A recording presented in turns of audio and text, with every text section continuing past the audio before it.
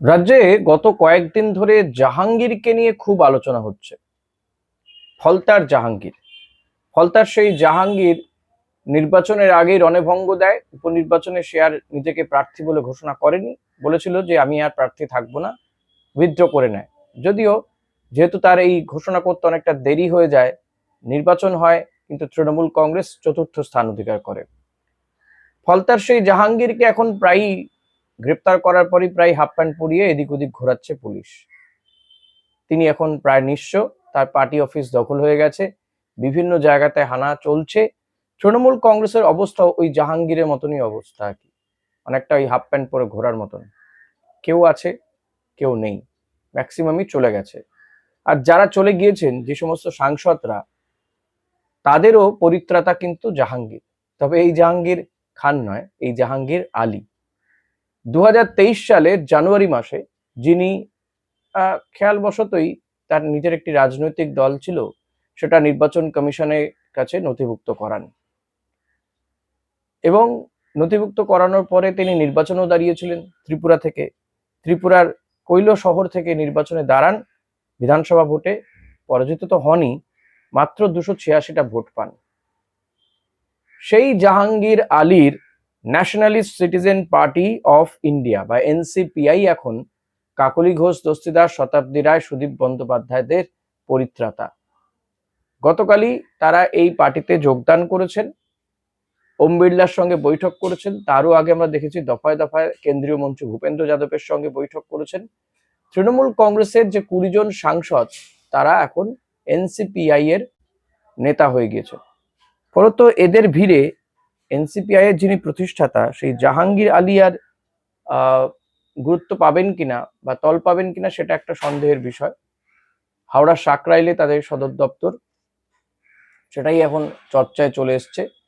যাকে এই গত 2 দিন আগে পর্যন্ত এই পার্টিটার নাম কেউ শুনেছিল বলে মনে করতে পারছে না, সেই পেনের নিবলা পার্টি এখন খুব গুরুত্বপূর্ণ। ফেসবুকে তাদের গ্রুপ হয়েছে, পোস্টার দেওয়া হচ্ছে, পার্থ ভৌমিক স্বাগত, শতাব্দী রায় স্বাগত এনসিপিআই তে। তো এই 20 জন সো কল্ড বিদ্রোহী, কারণ বিদ্রোহী কথাটার মানেটাই পাল্টে দিয়েছেন এনারা। বিদ্রোহী তো এইভাবে বলা যায় না। বিদ্রোহী আমরা কাকে বলি? স্বাধীনতা সংগ্রামীদের বিদ্রোহী বলতাম। আমরা বলি যারা এস্টাবলিশমেন্ট বা সরকারের বিরুদ্ধে সোচ্চার হয়, কোন একটি প্রতিষ্ঠানের বিরোধিতা করে।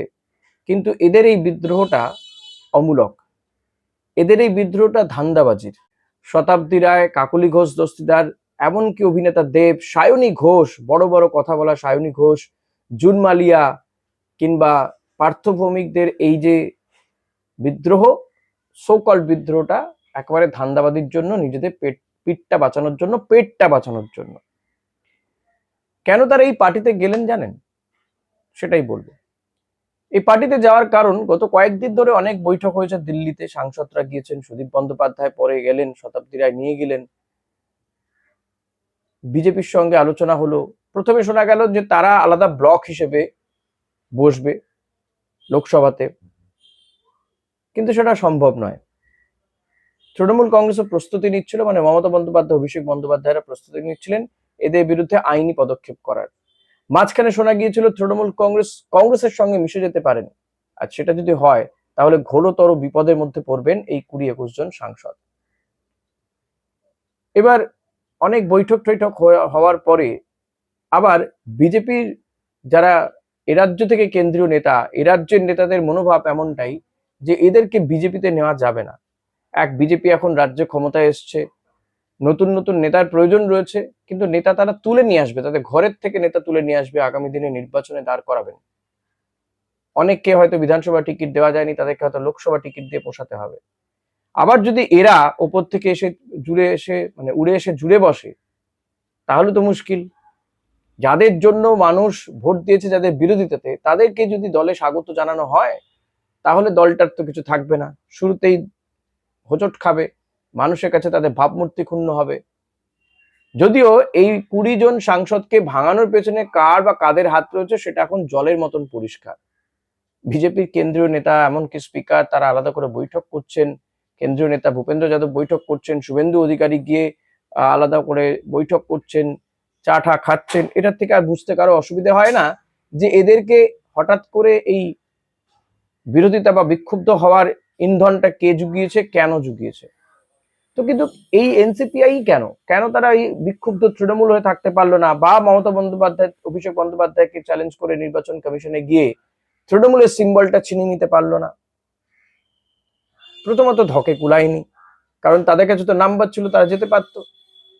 তারা যদি ঋতব্রতদের সঙ্গে পাঞ্চ হয়ে তারা যদি যেত, হয়তো পেয়েও যেত, কিন্তু আবার আইনি কিছু জটিলতাও থাকতে পারে। কিন্তু তারা সবচেয়ে বেশি ভয় পেয়েছিল এই খবরটা প্রচার হওয়াতে, যখন ইন্ডিয়া জোটের বৈঠকে মমতা বন্দ্যোপাধ্যায় অভিষেক বন্দ্যোপাধ্যায় গেলেন, তারপরে তারা কংগ্রেসের সঙ্গে বৈঠক করলেন আলাদা আলাদা করে। মমতা বন্দ্যোপাধ্যায় সোনিয়া গান্ধীর সঙ্গে বৈঠক করলেন, রাহুল গান্ধীর সঙ্গে অভিষেক বৈঠক করলেন। জাতীয় সংবাদ মাধ্যমে ছড়িয়ে গেল যে তৃণমূল কংগ্রেসের সঙ্গে মিশে যাচ্ছে, মার্জার হচ্ছে। কংগ্রেসের তড়িঘড়ি তাদের এআইসিসির সদস্যদেরকে বৈঠকে ডাকলো, সে জল্পনা আরো বাড়লো। জাতীয় রাজনীতিতে জাতীয় সংবাদ মাধ্যমগুলো প্রচুর খবর করলো এই নিয়ে, প্রচুর নিউজ প্রিন্ট পড়লো। আর এই সাংসদরা তখন মনে মনে ভয় পেতে থাকলো, যদি সেটা হতো তাহলে কংগ্রেসের যে সাংসদ সংখ্যা, তৃণমূলের সাংসদ সংখ্যা এই 28 জন জুড়ে গেলে সংখ্যাটা অনেক বেশি হয়ে যায়। তখন এই 2/3 নাম্বারটা বেড়ে দাঁড়াবে অনেকটাই। ফলে তো সেই কারণে, এবং তাদের আম ছালা সবটাই যাবে। তখন কংগ্রেসের হুইপ মেনে তাদেরকে কাজ করতে হবে। তাদের হঠাৎ করে যে মোদী প্রেম জেগে উঠেছে সেটা আর প্রকাশ করতে পারবেন না তারা, না হলে দল বিরোধী কার্যকলাপের পর্যায়ে পড়বেন, অভিযোগ হবে তাদের বিরুদ্ধে। তারে আর এনডিএ কে সাপোর্ট করতে পারবেন না। সেই কারণে তড়িঘড়ি খোঁজা হয় যে কি করে এদেরকে একটা পুনর্বাসন দেওয়া যায়। আর এক্ষেত্রে ত্রিপুরার যিনি প্রাক্তন মুখ্যমন্ত্রী বিপ্লব দেব, তিনি গুরুত্বপূর্ণ ভূমিকা পালন করেন। কমিশনের ওয়েবসাইটে গিয়ে খোঁজাখুঁজি হয় যে কোন দল। শেষমেশ এনসিপিআই, ন্যাশনালিস্ট সিটিজেন পার্টি অফ ইন্ডিয়াকে খুঁজে পায় তারা, যাদের একটা অস্তিত্ব রয়েছে, কমিশনে রেজিস্টার করা রয়েছে।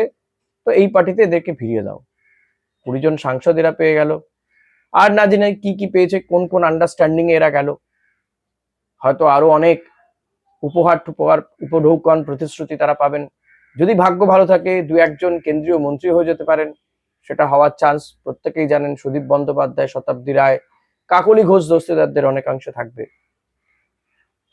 কিন্তু আর এখানে গেলে এই যে সংখ্যালঘু সাংসদরা রয়েছেন, ইউসুফ পাঠান কিংবা খলিলুর রহমান, আবু তাহের খান, এদের কোনো অসুবিধা হবে না, কারণ বিজেপি মানেই তো হচ্ছে হিন্দু পার্টি। বিজেপির একজনও মুসলিম সাংসদ নেই, এই রাজ্যে একজনও মুসলিম বিধায়ক নেই, এমনকি ক্যান্ডিডেটও তারা দেননি। ফলে তো সেই ধাপ্পা তাদের পড়বে না, ফলে তো তারা এনডিএর শরিক হিসেবেই থেকে গেলেন। কিন্তু এরা বুঝতে পারছেন না বিজেপির এখন নাম্বারটা দরকার। এই 20-21 জন সাংসদের সমর্থন, রাজ্যসভা থেকে আরো বেশ কিছু সমর্থন নিয়ে আগামী দিনে, এবং আরো বেশ কিছু, মানে 20 জনে একসঙ্গে 1 লক্ষে 20 জন সাংসদের সমর্থন পাওয়া যাবে তো বড় ব্যাপার নয়, মানে কম বড় ব্যাপার নয় আর কি। আরো কিছু নাম্বার যোগ করে বিজেপি এখন ওই দিকে যাচ্ছে, যাতে তাদের এই ডিলিমিটেশন বিলটা বা মহিলা সংরক্ষণ বিল, যেটা উপরে মহিলা সংরক্ষণ ভেতরে ডিলিমিটেশন বিল, সেটাকে পাশ করাতে পারে, যেটা গত অধিবেশনে পাশ করানো সম্ভব হয়নি। আর সেই উদ্দেশ্যে তাদের এই দল ভাঙানো, আর দল ভাঙানোতে এই তৃণমূল কংগ্রেসের 20 জন ভীত সন্ত্রস্ত সাংসদ তারা নাম লিখিয়ে ফেলেছেন। তাদের ভয়টা কি? এদের প্রত্যেকের পেছনে কিছু না কিছু দুর্নীতির অভিযোগ রয়েছে। সুদীপ বন্দ্যোপাধ্যায় রোজভ্যালি মামলায় অভিযুক্ত, দেবের বিরুদ্ধে কয়লা পাচার, গরু পাচারের টাকা তার সিনেমাতে লেগেছে, এই সমস্ত অভিযোগ রয়েছে। শতাব্দী রায়ের নামও কয়েকবার এই সারদা মামলাতে উঠেছিল। এরকম কোনো না কোনো সাংসদের তোলাবাজি তো রয়েইছে, বাদই দিলাম সেসব, কোনো না কোনো অভিযোগ রয়েইছে। কোনো না কোনো সাংসদকে সেই অভিযোগে শ্রীঘরে ঢুকিয়ে দেওয়া যেতে পারে, অন্তত ডিম ছড়া যেতে পারে, পচা ডিম থেরাপি দেওয়া যেতে পারে, পাবলিক দেবে। বকলমে পাবলিক দিচ্ছে না কে দিচ্ছে সেটা সবাই বুঝতে পারছেন। তো সেই সমস্ত থেকে গা বাঁচাতে এরা আপাতত শেল্টার নিয়ে নিলেন হাওড়ার সাকরাইলের ওই পার্টি অফিসে, এনসিপিআই তে। কিন্তু এই শেল্টার কি নিরাপদ, নিশ্চিত? আমাকে যদি প্রশ্ন করা হয়, আমি বলবো হয়তো এই 3 বছরের জন্য নিরাপদ নিশ্চিত। 26 হয়েই গেল, 29 সালে আবার লোকসভা নির্বাচন হবে, তখন এদেরকে কে প্রার্থী করবে, নিজেরাই নিজেদেরকে প্রার্থী করবে, কোথা থেকে টাকা পাবে? কারণ এই এনসিপিআই ফান্ডে তো 1 লক্ষের কিছু বেশি বোধহয় টাকা আছে। এখন বিজেপি এদেরকে হয়তো ভোটে দাঁড় করাবে, তাদের একটা ফান্ডিং এখানে যাবে, তাদের শরিককে জেতাতে হবে। আর এই নেতাদের একজনেরও ক্ষমতা আছে যে ডাকলে আরো 5,000, 10,000, 20,000 লোকজনকে জড়ো করতে পারবে? তারা বলছেন এখন আমরা আমাদের কনস্টিটিউয়েন্সির লোককে জবাব দেব, সেখানে উন্নয়ন করব। কি জবাব দেবেন? দল বদলু, বিশ্বাসঘাতকতা করেছে, এই জবাব দিতে যাবেন? জানি না আগামী দিনে এরা কাজ করতে পারবেন কি পারবেন না, মানুষ কিভাবে নেবেন। যাদের ভোটে তারা জিতে এসেছিলেন, বিজেপি বিরোধী ভোটটা পেয়ে যারা জিতে এসেছিলেন, লোকসভাতে সাংসদ হয়েছিলেন তৃণমূলের টিকিট নিয়ে, মমতা বন্দ্যোপাধ্যায়ের ছবি নিয়ে, মমতা বন্দ্যোপাধ্যায় প্রচার করে জিতিয়ে নিয়ে এসেছিলেন, তারা আগামী দিনে মানুষের সামনে গিয়ে দাঁড়াতে পারবেন তো? এটা কিন্তু সবচেয়ে বড় প্রশ্ন। সময় অনেক কিছু বলে দেবে। আজ এখানেই শেষ করছি। ভিডিওটা ভালো লাগলে লাইক, কমেন্ট, শেয়ার করবেন। চ্যানেলে নতুন হলে সাবস্ক্রাইব করবেন।